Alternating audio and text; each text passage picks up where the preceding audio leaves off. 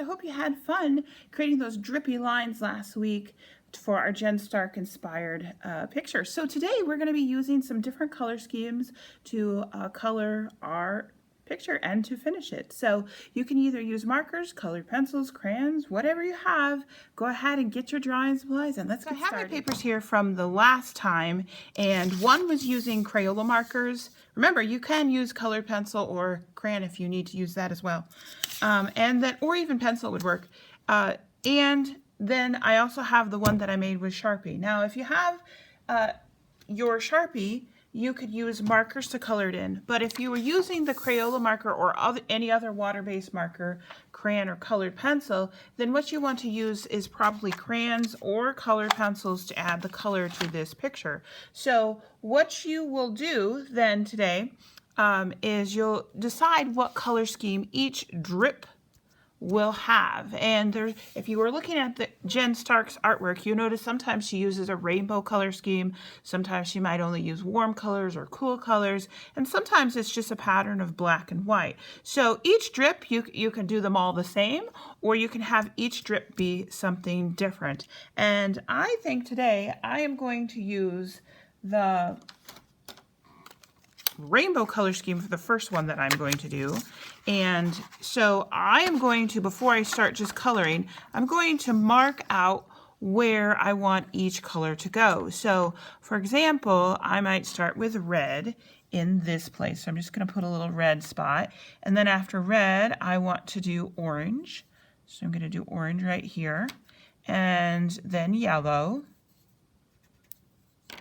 green, blue, and purple. Now if you want to, you could include pink in that. And then if you still have some more drips to go, just start your color pattern over. So now that I have my colors planned out where I want them to go, I'm going to use these colors to color in the whole stripe. And when you're coloring, you want to make sure you're being nice and neat and trying to stay in your lines. So control, if that means that you need to slow down to color yours in, then slow down. If you can go control yours and keep it in the lines and go faster, then it's okay to go a little faster. But remember, you need to fill in that whole line. Try not to leave big empty spots.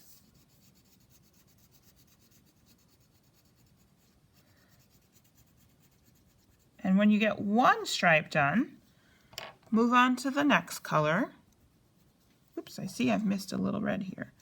So if you see a spot you've missed, it's always okay to kind of go back and get those. All right, so now I'm going to do the orange. And you can kind of see how this is going to work. When I get this color drip done, I will show you what that looks like.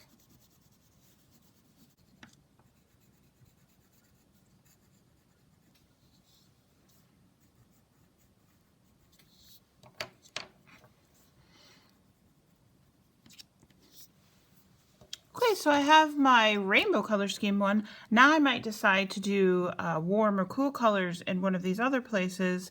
Also, she does something sometimes with black and white. So what I will do, if I'm going to do a black and white pattern, is I usually skip the first one, leave that white, and then I'm going to make a little mark. The nice thing is you can use either a black crayon or a black marker to do this. I might... now that I think about it, I might just use the crayon so it matches everything else. And I'm going to skip, so it'll just be black, white pattern. So white, black, white, black, white, black. Now, the thing is, when you get up into some of these where the other drip is overlapping, it gets a little bit tricky. So what I recommend you do, if you're doing this black-white pattern, is color in each row that you know for sure. And then when you get up to those places where it's dripping, you'll be able to figure out which ones that you need to color. So let me show you what that looks like. I'll color these first few in that I know for sure. And when I get up to the drips up here, I'll stop and I'll show you how I handle that. It'll be black. And so what I'm going to do is I'm going to continue over to the other side because this is my white space, so these two would be black. And I'm going to go over onto this side of the drip, and this one would be black over here. Now, if you don't want to use black for your black, you could do a different pattern where it's just red, white, red, white. So you can make up your own patterns as well as you're doing this. So I'm going to, now that I have this black one almost done, black and white pattern, I am going to go ahead and finish out coloring these the way that I want them to be. I'll even show you what it looks like with the Sharpie and the marker when I'm all done. So now I have the ones with the drips. I've done a rainbow color scheme. I've done a couple black and white ones, and this one I decided to use cool colors. Now, if you are planning to use, this is my one that I made with Sharpie. If you're using other markers, you really kind of do the same thing. So what you need to do is plan out, first of all, what color scheme that you want to use. I'm going to use my markers, and I'm going to dot or put a little mark where I want that color to do. And maybe this one I am going to do warm colors.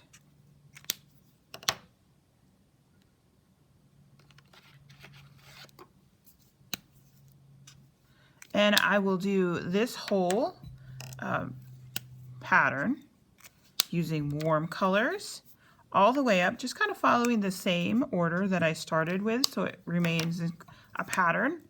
And after I get this one colored, I can show you what it looks like.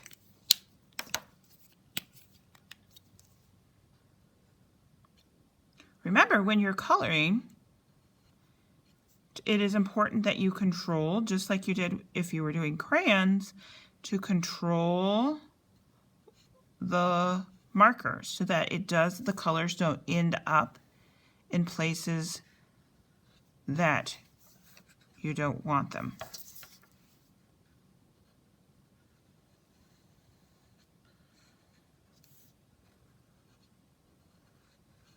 Okay, so you can see the one here that I've colored with marker. The first drew the lines with a Sharpie, and then I just used a water-based marker to color in using a couple different color schemes. This one I chose warm colors, this one's cool colors, and then I did a pattern of black and white. Remember, if you don't have markers at home, or if you don't have crayons like I used on this one, or colored pencils, you can simply just do this with a regular pencil too and do a pattern of black and white drips. So I can't wait to see which way you've decided to do yours, what color schemes you tried out today, and maybe you came up with something new, and I can't wait to see what you've done. So please send me a picture on Seesaw, and of course, since this is a finished project, you can put this on Artsonia as well, and it will go in the Jen Stark inspired drips. Until next time, stay creative and have a great day. Goodbye.